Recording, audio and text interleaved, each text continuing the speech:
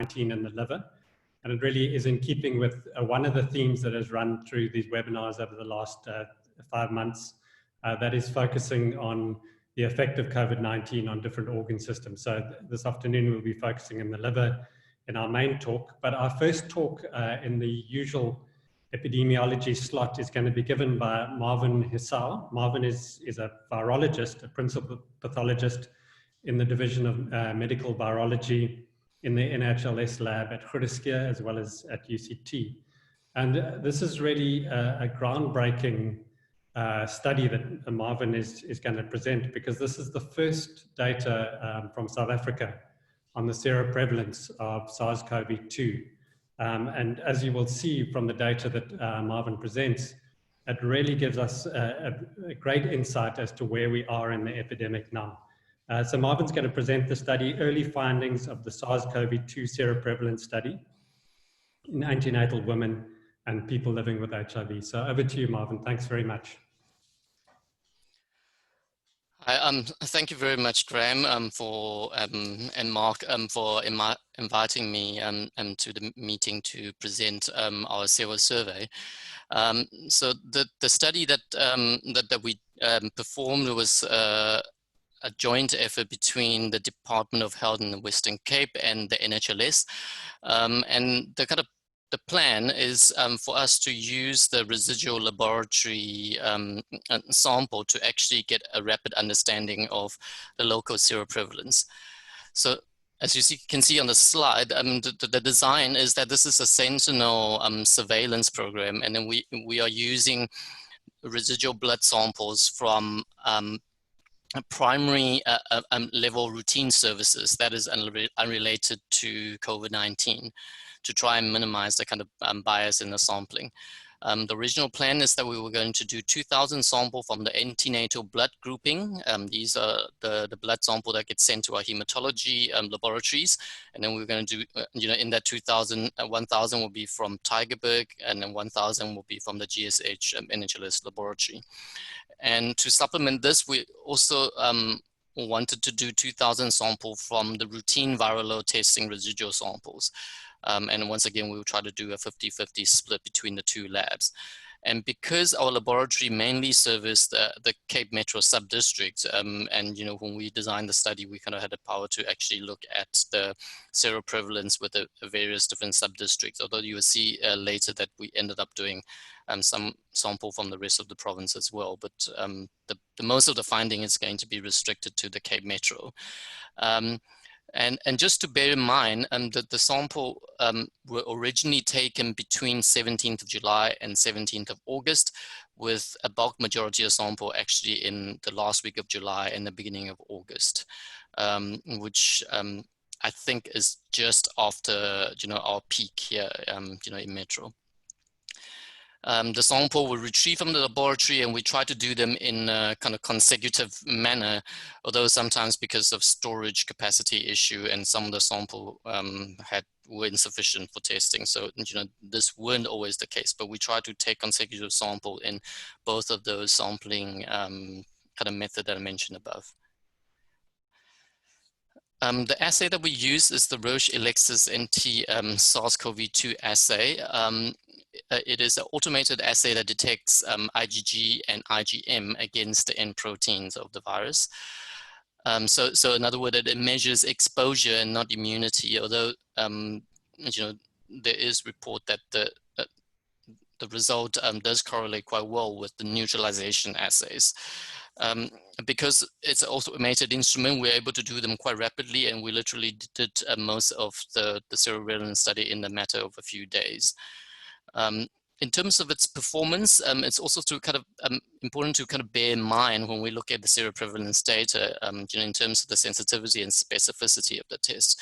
And here I just cited the data from Public Health England. They found that the Roche assay is fairly comparable, I would say, with the rest of the kind of main serology platforms out there. The sensitivity they reported is 97%, and the specificity is in the high 99%. Next slide, please. And this is just a reminder. I think there was in an earlier echo session where Professor Hardy presented the utility, of the antibody test. But I would say that, in the seroprevalence study that we're using the test not for diagnostic purpose, but nevertheless, any infection within the first 2 weeks of symptom onset, the test is probably not very likely to pick up any particular antibodies. And certainly in our local validation, where we looked at PUIs, only after 2 weeks of the onset of symptoms, we found kind of reasonable sensitivity, about 91%. And we tested a whole bunch of historical stored negative serum, and we found in the hundreds that we did, there were only one false positive. So the specificity is about 99.7%. And also out of interest, this whole waning antibody phenomenon, we didn't see much of that among our symptomatic patients. I mean, if anything, within the 2 to 3 month period, the antibody OD levels tends to go up and not down. It is important to bear in mind that also that, in other reports that, sensitivity among asymptomatic cases were much lower or much more variable, and that also would affect interpretation of our seroprevalence data. Next slide, please. So quickly onto the result then. We tested in total 3,700 samples, of which 3,339 samples were from Metro. In total, 82% of the sample were from female because, antenatal clinic were exclusively female, and our, HIV service was also predominantly female. There were 1,352 samples from the antenatal part of the study, a bit lower than what we were hoping to get. And when we actually started looking at where these samples were coming from, only 85% were coming kind of exactly from primary level, and 15% were from hospitals. And the overall seroprevalence is at 37%. And if we look at the seroprevalence only in the clinics, then it goes up to 38%. If we look at seroprevalence only for Metro, it's 39%. And if we look at seroprevalence for Metro clinics, then it's 40%. And on the left, you see there's like an age distribution of the individual sampled. And because of the nature of the people we're sampling, we basically mainly testing the age group between 20 and 40 with a little bit of a tail up to 60 years, but very few from the younger and the older age group. And just to say here that because there is a substantial heterogeneity in the non-metro hospital samples and they come from far and wide in the province, it's hard to make any judgment of the value of it because of the low numbers. So we didn't include these hospital samples and sample from outside metro in any of the analysis that I'm going to present after this slide. Next, please. So the first thing we looked at is that, how are the seroprevalence in the viral load sample versus the antenatal blood grouping samples? And you can see here that in a viral load sample, 42% of the sample were positive and the blood grouping a little bit lower. And it's good to compare like with like. So if we only compare the women in the viral load sample versus the women in the antenatal blood grouping samples, you'll see that it's 37% and 45% seroprevalence positivity, and this is highly significant when we actually compare the proportions. Next slide, please. And when we compare the proportions in male and female, we see that among all females, 42% was seropositive, whereas in male there were 32% seropositive. If we only look at the viral load samples, so that we remove the antenatal group, then we will see that the proportion, the difference actually goes up until the female patients in the viral load sample goes up to 45% seropositivity compared to the 32.7. So this is kind of one of the very interesting findings, and I'm sure everyone can speculate, try to speculate why, you know, women tends to have a higher seroprevalence than men in our communities. Next slide, please. Then we look across the different sub-district and metro, and, you know, you will see, you know, in the graph here that, you know, the seroprevalence range from about 30% in the southern and kind of eastern, the lower prevalent sub-district, all the way up to about 45-ish in the Klipfontein and Khayelitsha sub-district. Initially, you know, I was wondering whether there is some sort of sample issue, because if we look at the kind of provincial data in terms of number of confirmed cases, that kind of top 3 sub-district in terms of number of cases were the actually 3 with the lowest seroprevalence. But after speaking to Marianne, and, you know, we have to kind of factor in that, you know, per population, the number of cases detected. Next slide, please. So this is, sorry, a little bit of a awkward combination of graphs. So the boxed kind of mustard color represent kind of a number of confirmed case adjusted to 100,000 population per sub-district, and you will see that it lines up much better with Klipfontein and Khayelitsha being where there are most number of cases in terms of per 100,000 population, and then the sub-district with the lower ones does you know, seems makes sense according to our seroprevalence data. Tiger still seems to be a little bit of an outlier, and maybe there is a sampling issue in terms of the seroprevalence samples that we were testing, but this probably could also be explained by the increased access to testing in that particular sub-district. I believe that, you know, there are most tests done per population in that particular sub-district. So that speaks to the mustard colored bar in Tygerberg representing a better access to diagnostic tests and better diagnosis. So overall, I would say the difference between the higher prevalent sub-district and lower prevalent sub-district is in the order of 10 to 15%, and it's in the more kind of densely populated sub-district that we see higher prevalence, which makes sense. Next. And finally, this is the kind of distribution across the different age groups. And just to say that in the youngest age group, less than 20, and in more than 55, we didn't really have a lot of samples.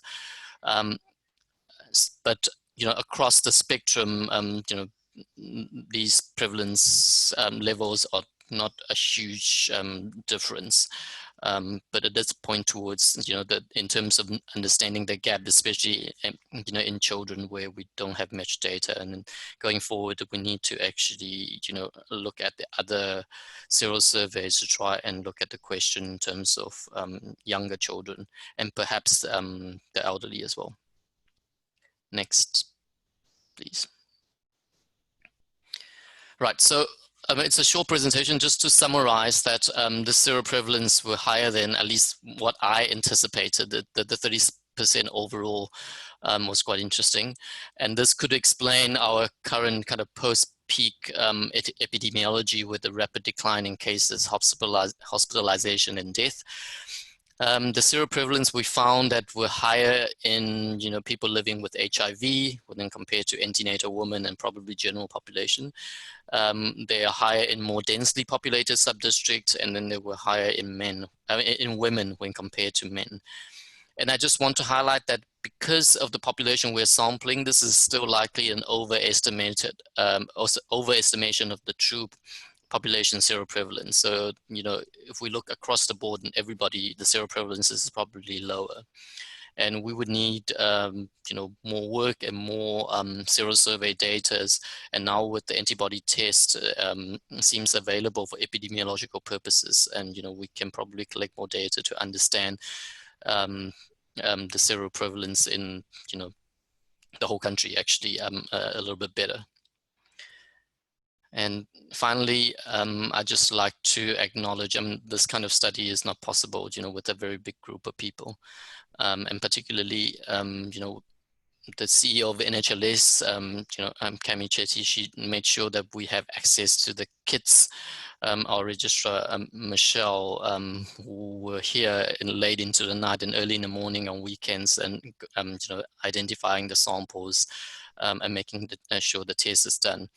And of course, Andrew and Mary and Emma, they contributed quite a lot to all the different stages, from planning to analysis of the study.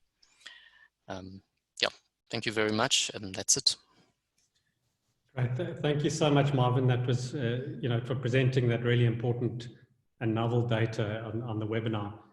I think it really gives us insight into the spread of COVID-19 across our communities, and that there's substantial immunity now in our communities, particularly communities like Khayelitsha. And I think, Khayelitsha, as you pointed out, is probably between 45 and 50% seroprevalence, which I think really helps us to understand the rapid decline in the epidemic curve in a community like that. I just had an update from Trevor Nguni at Khayelitsha Hospital, where there are only 4 patients now admitted to Khayelitsha Hospital with COVID-19.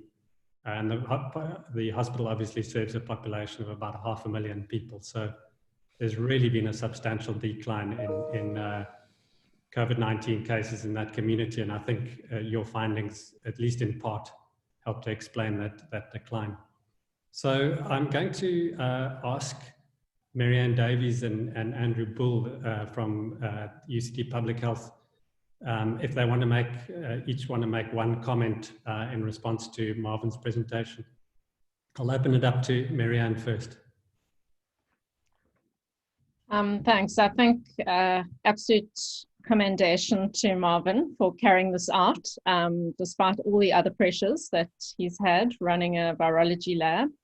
I think this does give us really important insight into why we might be seeing decline in cases, despite the fact that actually we've shifted from level 3 to level 2, and as opposed to some of the North American and European seroprevalence studies, which have shown much lower rates of seroprevalence, and where we think that declines might have had more to do with effective implementation of NPIs and lockdowns.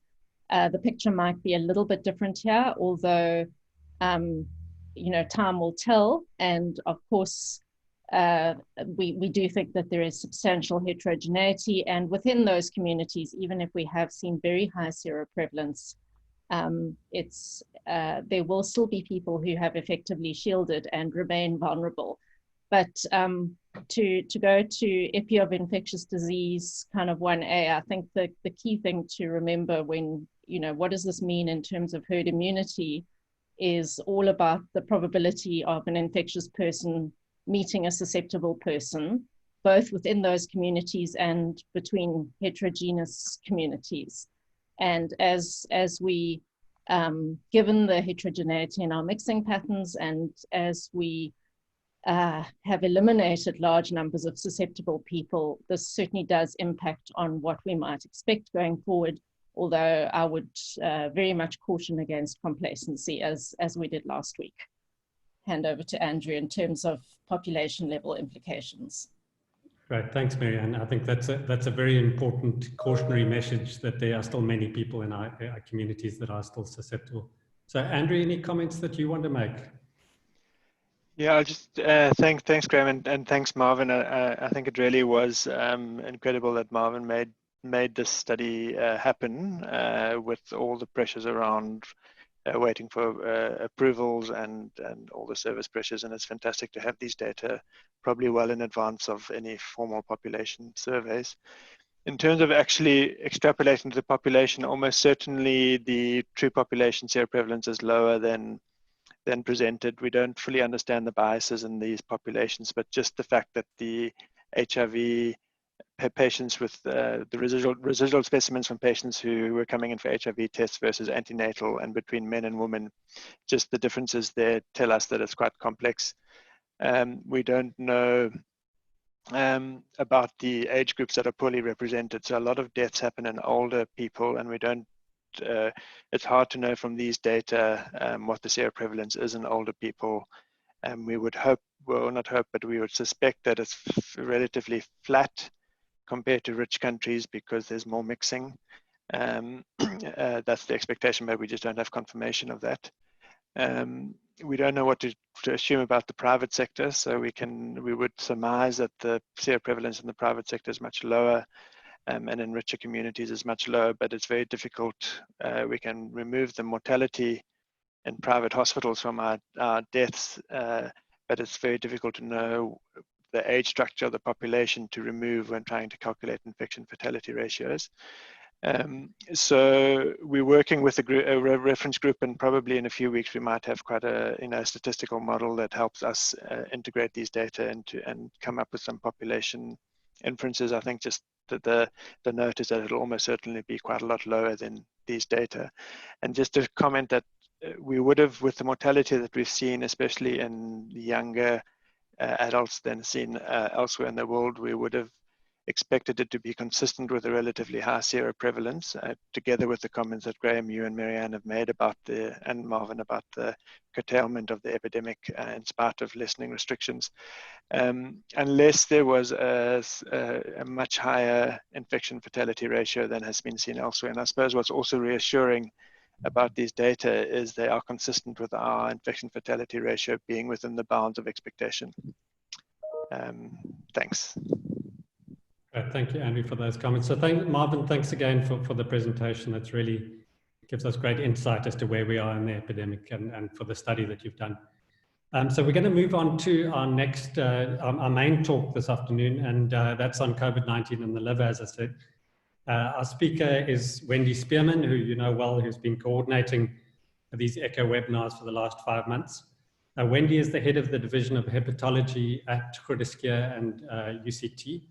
Wendy will be presenting on the effects of COVID-19 on the liver, as well as on issues of the management and the consequences of COVID-19 infection in patients with chronic liver disease. So Wendy's going to give her presentation, and following that, I'm going to hand over to Mark Sunderup, who's going to facilitate the panel discussion, and we'll introduce the panelists. So thanks very much, Wendy, for the presentation this afternoon. So thanks, Graham. So I'm going to be discussing COVID-19 and liver. And if we look at the outline, we're going to look at mechanisms of liver injury, outcomes associated with liver injury and COVID-19, its impact on chronic liver disease, particularly compensated and decompensated liver disease, how we managed it during the COVID-19 pandemic, and importantly, I think the long-term impact of COVID-19 on chronic liver disease outcomes. So as we all know, SARS-CoV-2 is a single positive stranded RNA virus that replicates using a virally encoded RNA-dependent RNA polymerase. And this virus binds by a hidden receptor binding domain on the spike protein, and is internalized to target cells through the S2 functioning as a functional receptor. And the cell entry requires priming of that spike protein by cellular serine proteases, TMP3R, SS2, and other proteases, and co-expression is required. Importantly, the cell entry is also required to be pre-activated by a target cell pro-protein convertase called furin, and this reduces its dependency on target cell proteases for entry. Furin is found in the lungs, liver, and small intestine, and enables efficient cell entry whilst evading the immune surveillance and promoting transmission. So liver is a potential target for infection. If we look at ACE2 expression on the liver, it's about 20 times higher than cholangiocytes compared to hepatocytes, so about 60% compared to 2.6%. This is similar to the type 2 alveolar cells. ACE2 is expressed in small vessel endothelium, but not on sinusoids, and is not expressed in Kupffer cells nor on TMB cells. And in terms of the GIT, we find ACE2 expression in the gastric smooth muscle, the colonic mucosa, and on enterocyte brush borders of the duodenum, jejunum, and ileum. As we know now, it's detected in stool long after viral clearance from the pharyngeal samples, and as well as in plasma, in saliva. So if we look at the pathophysiology, once the virus infects a cell, we can have direct virus-mediated cell damage. We then have dysregulation of the RAS system as a consequence of downregulation of ACE2 related to viral entry, leading to decreased cleavage of angiotensin 1 and angiotensin 2. We have resulting endothelial cell damage, thrombinflammation, decreased thrombinolysis, increased thrombin production, and this results in both micro and macro vascular thromboses. And then ultimately we have this dysregulated immune system and hyperinflation caused by inhibition of type 1 interferon signaling by the virus, T-cell lymphodepletion, and production of pro-inflammatory cytokines, particularly IL-6 and TNF-alpha. And this really leads to this hyperactive innate immunity and the cytokine release syndrome. So if we look at liver dysfunction and severe COVID-19, we see this is accompanied by a much greater activation of the coagulated and fibrinolytic pathways, relatively depressed platelet counts, climbing neutrophil counts and neutrophil to lymphocyte ratios, and high ferritin levels. And as we know, these are non-specific markers of inflammation, but really does fit the paradigm of disease severity, coinciding with failure of innate immune regulation. And this unbalanced immunity favors mitosis and coagulation activation, and possibly also alters systemic ion metabolism secondary to macrophage activation. This alteration in the immune balance occurs increasingly with increasing age, and thus older patients can be expected to be worse with greater reliance on this pathway.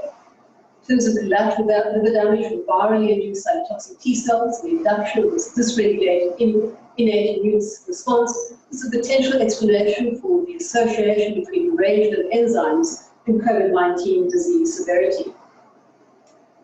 So we look at the frequency of documented elevated serum liver enzymes in hospitalized patients with COVID. It ranges between 10 and 58%, with a pooled prevalence of 19%.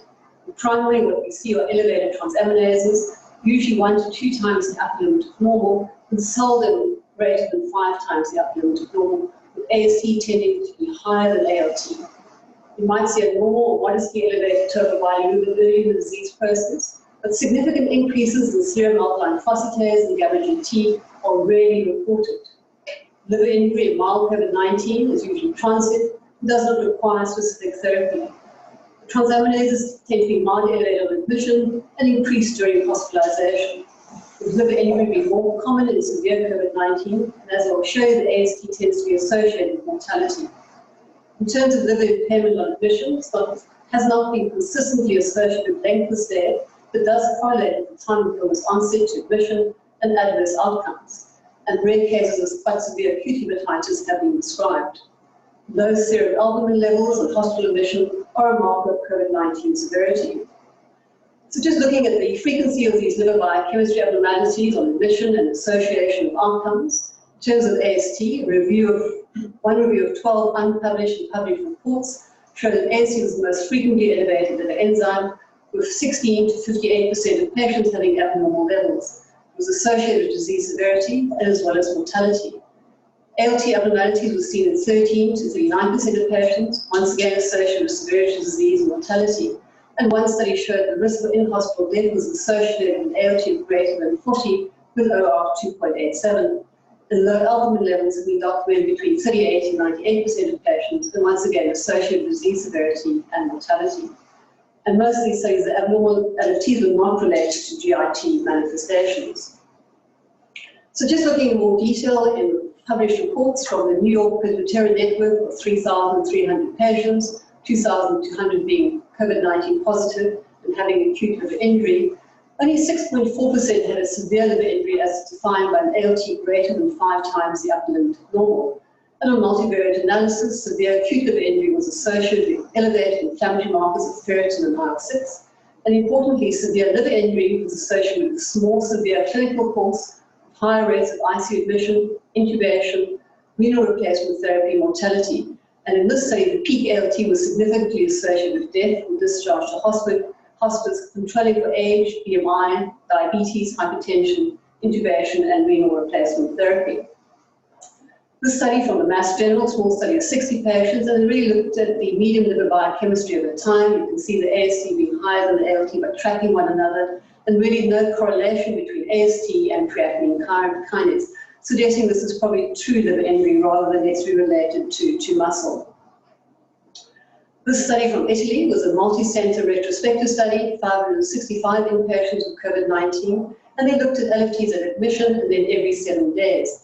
58% had abnormal liver enzymes on admission, And more severe inflammation was associated with higher neutrophil counts, CRP, PCT, and D-dimer, higher surface scores, and once again, the AST strongly correlated with ALT, but not the CK.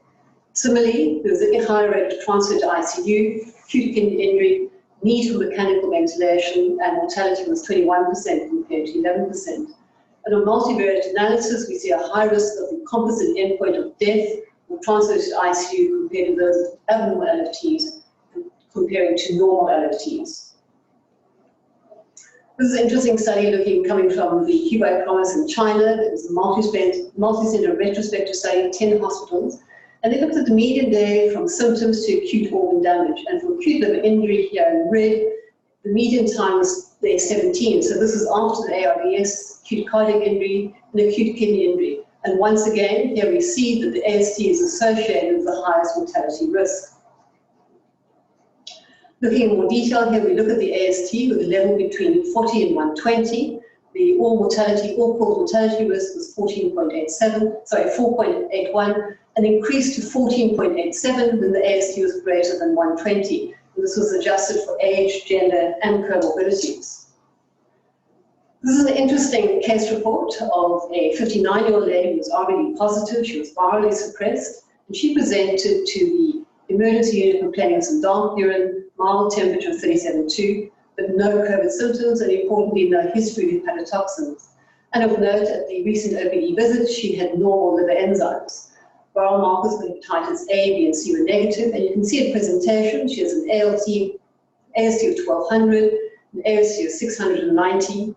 By day 2, she has symptoms that are compatible and X-ray compatible with COVID-19, PCR is positive, and she over the next 5 to 7 days actually improves, time is discharge, but transaminase were less than 200, and she has full recovery. So I think in this period of the pandemic, we need to remember somebody presenting with acute hepatitis, we've excluded the normal viral hepatitis, excluded hepatotoxins, always consider that this might be an unusual presentation of COVID-19. So if one's faced with a patient with abnormal liver enzymes and they are have COVID-19 disease, usually this is multifactorial and some can be quite difficult to differentiate between the different causes. We need to consider direct infection by SARS-CoV-2. We know that this actually has been isolated from the liver. The mitochondrial proteins can directly interact with the virus. This H&E study shows some apoptotic hepatocytes, seen once again here in the green with Tanal study. And on EM, you see these enlarged mitochondria, and here you can see the virus with the spike protein. Always need to consider immune-mediated liver damage from this provoked inflammatory response from the cytokine storm, and activated intrahepatic cytotoxic T cells and Kupffer cells might further drive this immune-mediated damage. Always remember the role of COVID-19 complications. Is there myositis? Is there cardiac involvement? Particularly if the AST is markedly elevated compared to the ALT. In the setting of myositis, evidence of myoglobin, and cardiac involvement, CPK or TROP-T being elevated. Ischemia and hypoxia is very common in severe COVID, and this is often then associated with a high LDH, which may be a clue that this might be causing the deranged liver profile. And then to remember both micro and macrovascular thromboembolic complications. Always remember when using often quite a few drugs in these patients, so the underlying drug-induced liver injury, and does the individual in fact have pre-existing undiagnosed liver disease? So in terms of histology, what have we got? So it's been relatively limited and non-specific at present. We see this microvascular steatosis, mild to moderate portal inflammation with lymphocytes both in the portal tracts. We see some necrosis and lobular inflammation. And as we have seen the virus detected within the hepatocytes. We see sinusoidal dilatation, but to date there's been no bile duct injury reported. This is a very interesting Italian autopsy series of 48 post-mortem wedge biopsies. So apart from the focal, portal, and lobular lymphocyte infiltrates, of concern was this diffuse intrahepatic vascular abnormalities. So sinusoidal thrombosis with hemorrhage, portal vein thrombosis can be acute or subacute or complete, and this abnormal CD4 staining both in the sinusoids and the portal veins. So it's something that one really needs to remember that can have quite a poor outcome. So what should our approach be in somebody with COVID-19 and deranged liver enzymes? Well, obviously check for your viral serology, always review your medications, and where possible avoid unnecessary scanning unless there's real concern for biliary obstruction or venous thrombosis. things improve, well and good. If they continue to get worse, consider the other causes, particularly complications of myositis, cardiac hypoxia, ischemia, drug-induced liver injury, which you might have added potential hepatotoxins, remove this where possible. And if things continue to deteriorate, we might need to consider a liver biopsy. So moving now on to individuals who have chronic liver disease and develop COVID-19. And surprisingly, there's actually limited information available on the prevalence in most of these studies. It's estimated that about 1 to 11% of individuals may have chronic liver disease. In China, only 7 of the 12 studies in the literature review reported a prevalence ranging from 2 to 11%. And in the initial CDC data of 122,000 cases, in fact, only 41%, or 0.6% have chronic liver disease, 7 of them required ICU admission. I think we've known prevalence in that will be in this population is probably quite a severe underestimation of the prevalence. Another cohort study from the US of 2,780 patients. Here, chronic liver disease was associated with significantly high mortality, with a relative risk of 2.8, and this risk increased significantly in cirrhotics, increasing to 4.6. And in this group of patients, fatty liver disease and NASH were the most common etiologies. And here, mortality risk was independent of the risk factors of BMI, hypertension, and diabetes. A UK cohort study with electronic health record data of more than 17 million patients. They have approximately 114,000 chronic liver disease. And here, chronic liver disease was a risk factor for in-hospital death for COVID, but has a ratio of 1.61. This is interesting data reported up till the 25th of August from the 2 international registries, SECURE-Cirrhosis and COVID-Hep. 35 countries, as you see in black here, and reporting on 1,100 patients. When we look at the overall characteristics, 84% were hospitalized, 63% were men, and they had a median age of 58 years, and 21% were taking immunosuppressive drugs. Looking in more detail, in those with chronic liver disease who were non-cirrhotic, this was 424 patients, 82% were hospitalized, 17% required ICU, 15% invasive ventilation, and the mortality was 7%. How we move on to those who actually were cirrhotic, this was just over 500 patients. And here the main etiologies of alcohol, NASH, and hepatitis C. 47% presented as a decompensated, 27% with new or increasing ascites, 26% with new or worsening encephalopathy, and 87% presented with varicose bleed. And of these individuals, 88% required hospitalization, 27% ICU admission, 19% ventilation, and of concern, 31% actually had mortality. And then on the 170 patients reported to date with liver transplant, if we look at the major outcomes, once again, 81% hospitalized, 28% ICU admission, 19% invasive ventilation, and mortality is 18%. So I think what's really coming out in most of these studies on chronic liver disease, we need to know what the underlying baseline Child-Pugh score. So if you're not cirrhotic, but you're not decompensated, mortality is around about 12%. But once you decompensate in your child's class C, it's up to 63%. And importantly, in 24 of these patients had no respiratory symptoms. And we look at the cause of death, and this is a study reported on 586 patients, 78% related to COVID-19 lung disease, and 12% were liver-related. And you can see this mortality rising as the Child-Pugh score rises. And I think what's coming out even further of concern, once you're decompensated with Child-Pugh and you're admitted to ICU, in fact, mortality is nearly 80%. And if you require invasive ventilation, mortality rises as high as 90%. This retrospective study from Italy, looking at 50 cirrhotic patients, and they compared patients with cirrhosis, hospitalized with COVID, and to those without cirrhosis. 46% decompensated during the course, and if we look at the 30-day mortality rate, it was 34% compared to 18%, and they had a lower median age of death at 70 years compared to 80 years. And once again, we see what comes out of decompensation. So if the MELD score is less than 15, 22% mortality, but rising right up to 69% when mortality increases, when the MELD score increases greater than 15. This is a US prospective multi-center study, and they compared the outcomes of cirrhotics with COVID with those of COVID only or cirrhosis only. And here are the rates of transfer or transfer to hospice mortality if you had COVID-19 plus cirrhosis was 30% compared to 13% with COVID alone. But there's no real difference with cirrhosis alone, just reinforcing the admission of cirrhosis with decompensation has a high mortality, regardless of the underlying cause. To remember that acute and chronic liver failure can be a triggered infection, and this can be seen with COVID-19. Once again, the fatality rate rises with the rising ACLF score.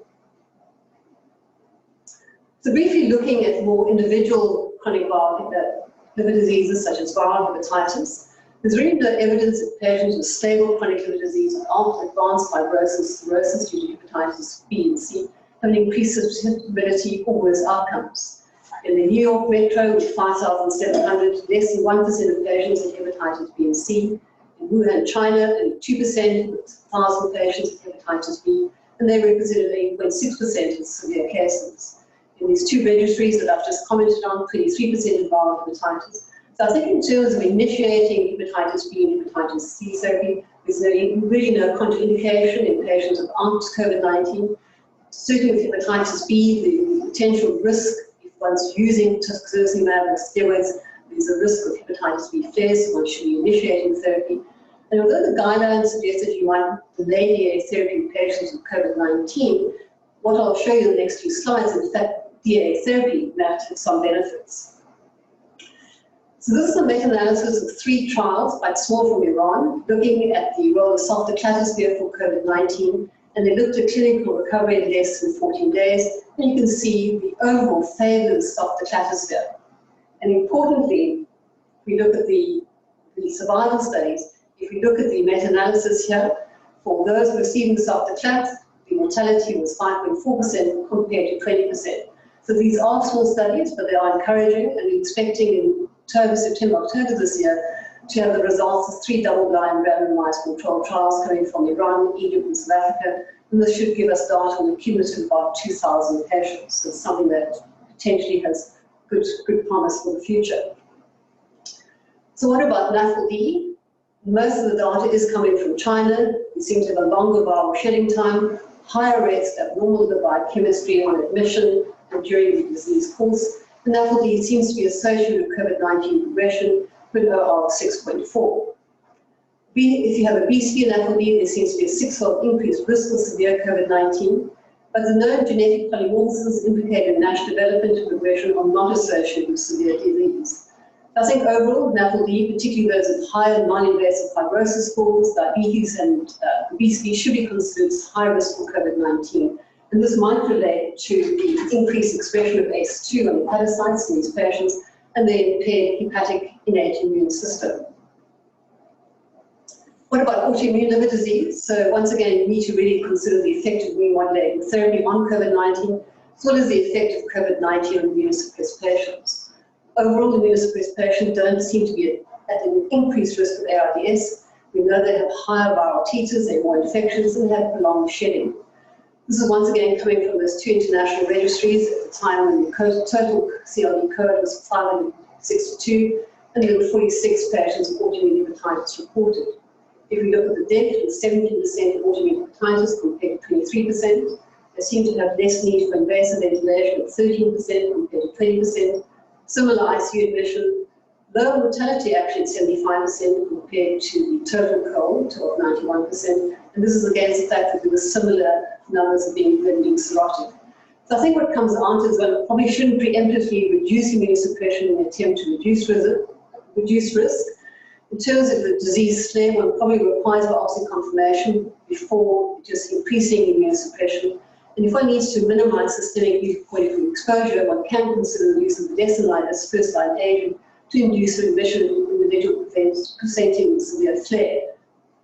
But remember, we cannot use this in cirrhotics. So this is a paper that came out over the weekend on liver transplantation coming from these 2 international registries, looking at 151 adult liver transplant patients from 18 countries. The control group was 627. So in this study, there's really no difference in the proportion of patients hospitalized, for 76% and 82%, requiring ICU in terms of 31% and 30%. But of note, there was a more frequent admission to ICU in the transplant group at 28% compared to 8%, as well as increased invasive ventilation of 20% compared to 5%. But this also might relate that these patients with liver transplantation might have had less comorbidities and might have been considered better candidates for transplantation. And if we look at the mortality, 90% of liver transplant died compared to 25% in the comparison group. So in this study, the liver transplantation really didn't significantly increase the risk of death in patients with SARS-CoV-2. And if we look at the multivariate regression analysis, age, serum creatinine, and non-liver cancer was associated with death amongst liver transplant recipients. And importantly, of interest, GIT symptoms seem to be higher in these liver transplant recipients at 30% compared to the 12% in the comparison cohort. This is just a study that came from Spain, and I think it's just to bear in mind in terms of immunosuppression. So previously, the types of immunosuppression didn't seem to play a particular role. Here in these patients, the standardized incidence ratio of coronary COVID is higher than transplantation, mortality ratio much the same. But if you've got an MMF, there seems to be a higher risk of severe COVID-19 relative risk of 3.94, which you see here. Here's the individuals on MMF as opposed to not having MMF. And importantly, it seemed to be a problem if the total dose of MMF was greater than 1 gram. And they did not see any problems with calcineurin inhibitors being involved in this. And importantly, complete immunosuppression withdrawal showed no benefit and potentially is risky. So what are our recommendations going forward? So I really think that this depends on where individual centres are in the phase of the epidemic, what are their resources, what are their manpower. Importantly, I think we should still be limiting outpatient visits to where necessary in terms of new cases, prioritize those with significant liver disease, so jaundice, elevated transaminases greater than 500, recent liver decompensation, and newly diagnosed HCC. Importantly, to ensure adequate supply of chronic meds and access to telephonic advice. Always remember to vaccinate against influenza and strep pneumonia. In terms of HCC, it's important to continue surveillance on those at risk, so your cirrhotics, those with chronic hepatitis B, if you have NASH plus diabetes, and those who have fluctuating AFP levels which are rising. Potentially one could decrease this delay by about 2 months, but I think it's very important that you discuss these risks and benefits of delaying with the patient and document it. Any new referrals of liver masses should be discussed in a virtual multidisciplinary team meeting before considering future therapy.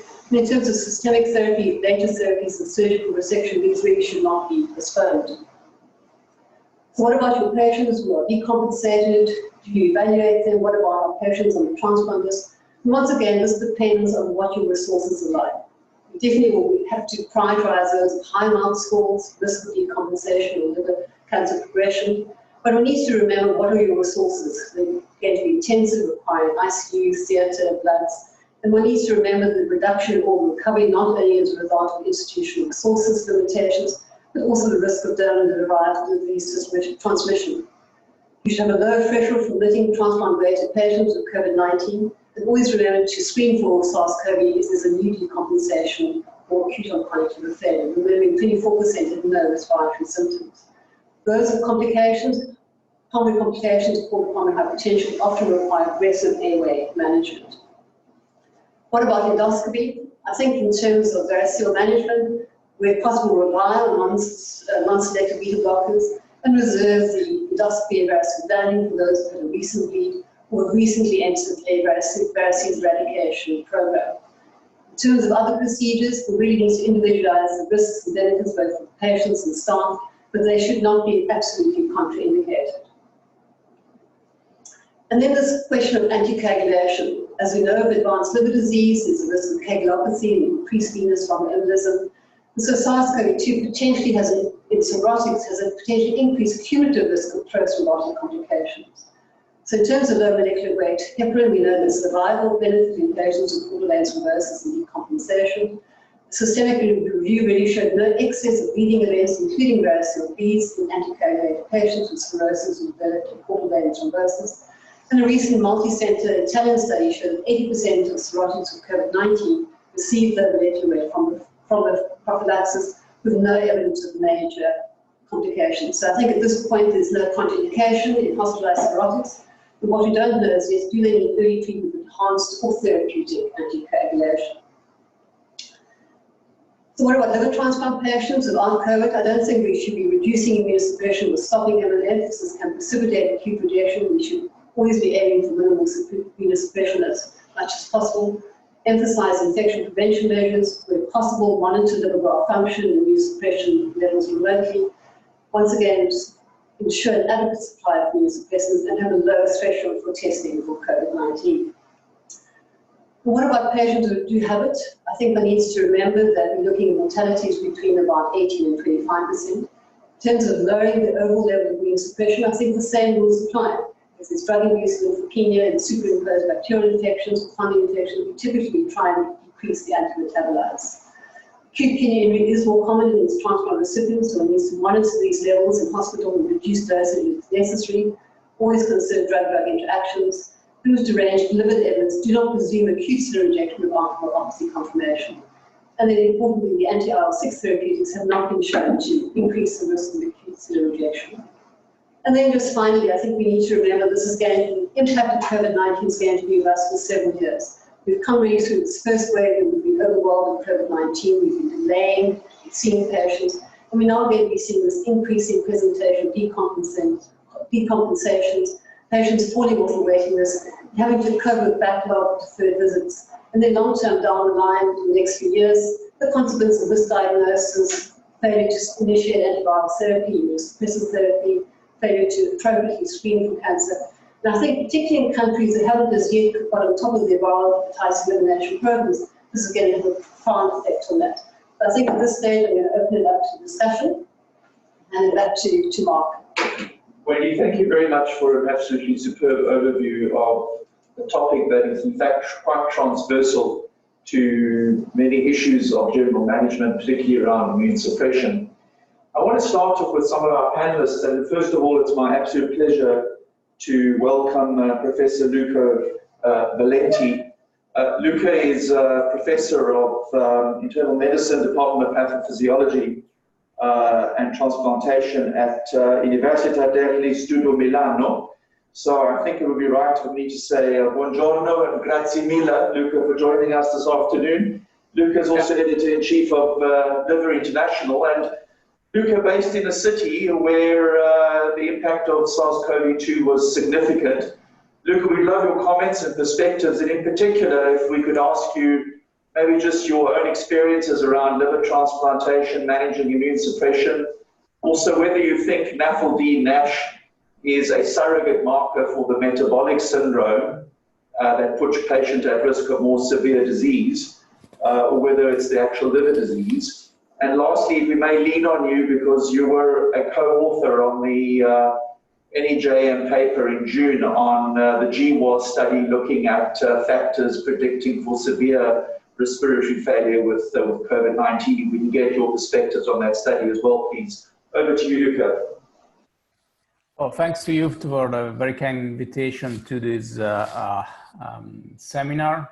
It has been an honor, and thanks for this very comprehensive and careful overall evaluation of the impact of COVID-19 on liver disease. So concerning your question, actually, I think that the overview on the management of liver transplant during the epidemics has been well covered by Wendy. I'm not directly involved in management of patients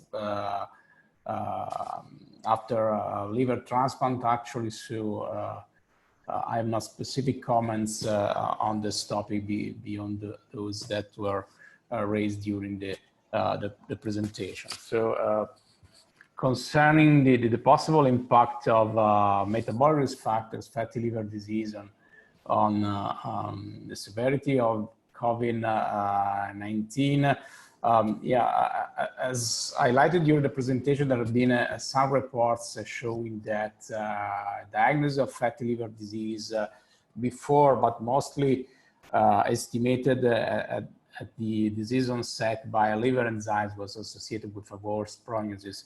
I think the data are not yet very solid and robust, but as you say, they may be related to the confounding effect of coexistent metabolic comorbidities, in particular obesity, type 2 diabetes, hypertension, And we know that these are main risk factors for the development of severe COVID-19 with respiratory failure and mortality in this course. So I think we still need more data to understand whether fatty liver itself, independently of the development of severe liver fibrosis, cirrhosis, that we know with more confidence is associated with an increased risk of developing complication, acute and chronic liver failure and mortality. Whether or not fatty liver disease by itself is associated with development of more severe inflammation and may also facilitate the lung complication, lung failure, and the complications of the disease. Last question was related to genetic predisposition to severe COVID-19, I guess. So yeah, we actually were involved also in Milan in this study. We were among the first to show that blood groups and a cluster of gene variants and chromosome 3 was associated with predisposition to developing respiratory failure in patients with COVID-19.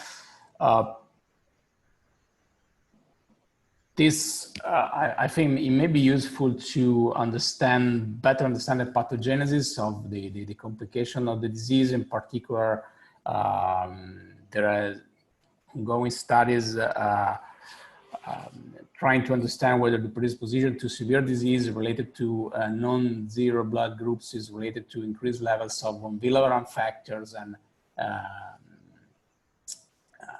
increased tendency towards thrombotic complication of these patients. And it would be very interesting to know whether this variation at the chromosome 3 locus is associated to increased predisposition to the disease through a modulation of the immune system function. But initial data are coming, but there is not yet some robust conclusion. Maybe related to altered expression of chemokines and chemokine receptor and developmental inflammation, specifically in the lung.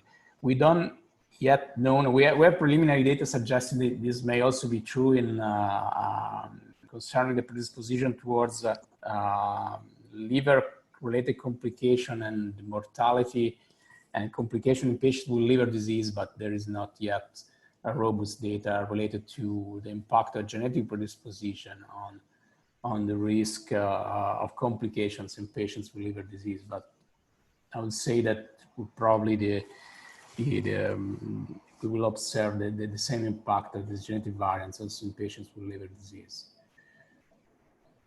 Luca, thank you very much for that.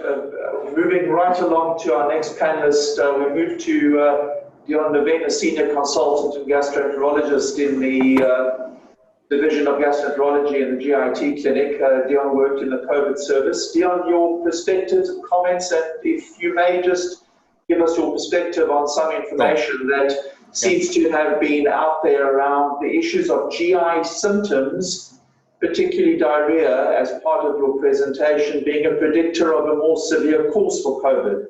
Over to you, Dion. Thanks, Mark. So if you look at the data, about 15 to 20% of patients will have GI symptoms. Predominantly upper symptoms, loss of appetite, by far the predominant symptom, as would be expected with sick patients. Then some nausea, vomiting, non-specific abdominal pain, and diarrhea, which is usually was reported as not particularly troublesome. In terms of my clinical experience working at the coalface with many of my colleagues, both in acute admissions and in a COVID ward, I didn't think that any GIT symptoms, there were any morbidity or mortality associated with directly related COVID GIT problems. A caveat may be that patients with acute abdominal pain might have a mesenteric problem because of ischemia and the coagulability problem, but that's not a primary GIT problem. I don't believe that morbidity and mortality was influenced by gastrointestinal symptoms, and that's borne out by a recent publication which showed that COVID patients with GI symptoms and COVID patients without GI symptoms had the same mortality rate. There is some signal that if you had worse GI symptoms, your outcome, you had more severe COVID, but I think many of these studies are very heterogeneous, and I don't think you can read too much into that. A caveat as well is that I didn't work in ICU, and this is all my opinion, not backed up of any of my own data in true South African medical style. Now, in terms of what I did see on the wards, was I saw COVID-associated problems, like patients who developed Clostridium difficile from antibiotics, etc., like patients who's had some upper GI bleeds for various reasons, and I can't say those are directly related to COVID, because some of those patients had incidental COVID for other reasons. And I saw a spectrum of IBD patients. Some died from COVID, some had COVID-related mild disease, others had incidental COVID with acute flares. I think that it's all a moot point and that GI symptoms are not really an issue. What I think is an issue going forward is how we deal with escalating our endoscopy services and how we deal with patients with IBD who require admission for diarrheal illnesses. But predominantly the endoscopy services and how we're going to deal with this, remembering that when we were at COVID, we had a specific team doing emergency endoscopy in full PPE, including respirator masks, both doctors and nurses, and they did a stand-up job. But now we are starting to do more elective procedures, and we don't have a policy at the moment about COVID testing. Everyone is treated as though they are positive. I think we have to test everybody before they have elective procedures, because like one or two of my colleagues have alluded to recently, without data and without numbers, you can't make any policy. And it's like walking around in midnight in a forest, trying to find the fork in the road without a torch. And until we know what we're getting into our clinic, we're not going to be able to de-escalate the odious nature of PPE. For example, if we have 12 colonoscopies booked, we can only do 5 because of the IPC and the cleaning, etc. If we had 10 ERCPs booked, we can only do 4. It's very intense. And I think these are the issues going forward, and it'll be the same for liver, and it'll be the same for other special units. And I think that's where the focus will be. Because I think this time next year, we're going to be sipping Prosecco, watching Sia Kolisi beating the British and Irish Lions at Cape Town Stadium, and this will all be a thing of the past. Dion, thank you very much for your erudite comments and perspectives. Moving on to Seaport Lamini, a senior consultant and infectious disease specialist in the Department of Medicine. Seaport, just your perspectives and views on your experiences with respect to maybe, what's transversal to the issue around the liver and GI tract. If many of these patients are immune suppressed, what was your perspective on patients on, coming in with COVID on immune suppression approaches? And maybe just to pick up on something Dion just said about services and whether we should be testing all patients to try and get back to a sense of normalization of services. Your perspectives, please. Hi, thank you. Thanks, Mark, and thanks again, Wendy, for your presentation. I think, firstly, just to comment that I think Wendy just covered a whole spectrum of sort of the liver and COVID-19. And I think really the message there really being that I think we would agree that some of the the liver abnormalities at presentation with these patients with COVID-19 probably represent sort of the collateral damage that happens to the liver. And I think Wendy did quite well in terms of trying to tease them out in terms of how you would look at them. Some of them probably are related to the virus themselves itself, but probably on the whole related probably to the the body's immune response and the direct COVID-19 complications. For example, ischemic injury probably to the liver, the immune system impacting on the liver and the abnormalities that people see. I think what I would like to say and highlight, certainly for me from the presentation, is what the potential risk non-fatty liver disease has in terms of severe outcomes. Obviously, I think what is unanswered is whether surviving COVID-19 and having an underlying liver disease increases your progression to sort of say cirrhosis and fibrosis in the long term. And I think that certainly is something that certainly needs to be answered. In terms of the patients we had seen, and I think we didn't see a lot of chronic liver disease, sort of your hepatitis B, which we have a lot of in South Africa. The more kind of patients we saw was the one who was obese with probably some degree of underlying fatty liver disease and certainly you know, obesity and that mix. And how much of those patients we saw had underlying fatty liver disease was not something that we really interrogated. Many of them probably we did not investigate extensively. We did look at liver functions in the beginning, but as we got more experience with the clinical identification of COVID-19, we didn't extensively investigate these patients in terms of you know, doing a liver function on all patients. We only did it when it was really indicated. What really surprised me is that what we didn't see was, and maybe Wendy can answer this, is that Wendy had quite clearly articulated that in terms of the receptors for COVID-19, it is the cholangiocyte, and we didn't see a lot of patients come or see patients come in with what one would recognize as vanishing bile duct injury, where you would have expected that given that the cholangiocyte is a potential receptor to uptake the virus, we should have seen maybe some degree of that. And I'm not sure of that, and maybe I'll ask Wendy to just speculate on that. Thank you very much, Sipho. Just before we get onto those questions, I'd like to maybe just bounce something back to Luca, if he's still available. Luca, if I could just get your perspective from Italy as to what yourselves have done in terms of trying to get services back up and running again, you know, particularly endoscopy services. And secondly, there is a question that's come through, which I'm going to bounce off to yourself, Luca, if possible. And that is a question regarding post-COVID-19 new onset diabetes and ketosis in young patients, and whether you think there's a link to potential islet cell damage in the pancreas. I'm not sure if Professor Valenti is still on the line, but I've bounced those questions back to him. If he does pick it up, that's good. But in the meantime, I'm going to wind back to Wendy. The question that Sipho has put to you around the cholangiocytes. Yeah, so absolutely. I mean, we look at the ACE2 expression on cholangiocytes, about 60% compared to 2.6% on the hepatocytes.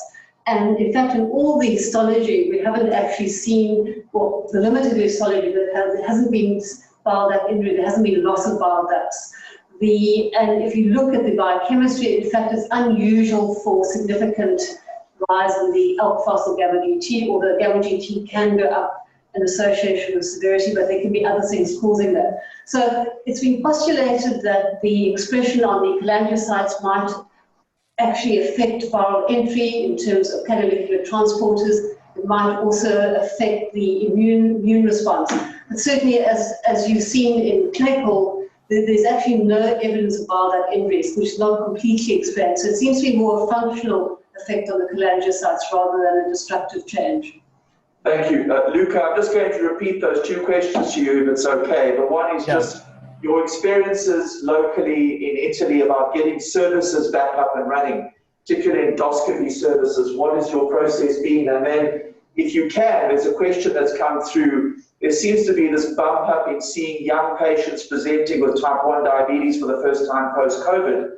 Do you think COVID has a pancreatic islet cell damaging component to it? I hope that's not an unfair question. Two important questions. So concerning the first one, yes, we are reactivating all the services. The incidence of severe COVID-19 right now in Italy is much lower than that used to be a couple of months ago. So we are reopening all the services. We are running right now that with limited numbers, maintaining social distancing among the patients. And the hospital paths of potential infected patients are still separated from the other ones. So we are also reopening endoscopies, of course. We are prioritizing the service for those who are at higher risk of complications and trying to avoid as much as possible the so-called non-urgent procedures in this patient. But we did reopen the service for those that are you screening everybody for SARS-CoV-2 prior to endoscopy, or have you not taken that approach yet? Not really. I mean, we were trying to prioritize using non-invasive predictors of presence of at-risk varices at risk of bleeding, and mainly by this way. I mean. Okay. And concerning the possible association with new onset type 1 diabetes, I mean, I'm not aware of the paper, but I'm not an endocrinologist, so maybe it may have been some previous report I'm not aware of, but it may be. I mean, it makes sense because we know, for example, that acute COVID-19 has been associated with involvement of the thyroid gland. This has been reported from multi-center group, including one from our hospital. So, and another complication related to immune disease related to the probably acute dysregulation, the immune response. So, I will not rule out the possibility that the infection may trigger autoimmunity at the level of beta cells and type 1 diabetes development. Thank you very much for that, Luca. We're going to close off with one last question, and that is really probably a very relevant one that comes up in many areas. Is there an INR beyond which you would not anticoagulate somebody or give them low molecular weight heparin, and somebody who has chronic liver disease and you're going to want to use some enoxaparin? So I think that's a difficult question. I don't think there's an absolute answer. I think what one needs to remember that prolonged INR doesn't protect you against developing thrombosis. So you can have an INR of 3, and in fact, if you do a dynamic study looking at the thromboelastogram, you can see these patients are hypercoagulable. So I think one needs to weigh up. If you've got severe COVID-19, I think the risk of thrombosis outweighs the risk of bleeding. We know that in the studies of cirrhotics with full vein thrombosis, decompensation of elevated INRs, in fact, there's a survival benefit if you actually use low molecular weight heparin. I think probably I start getting a little bit anxious when the INR is above 4 or 5, but I think up until then, and then I think if you have access to do dynamic studies, that gives you a bit more reassurance. But I think one mustn't be at full security it's prolonged INR that's going to protect you against thrombosis. Often these patients are extremely hypercoagulable.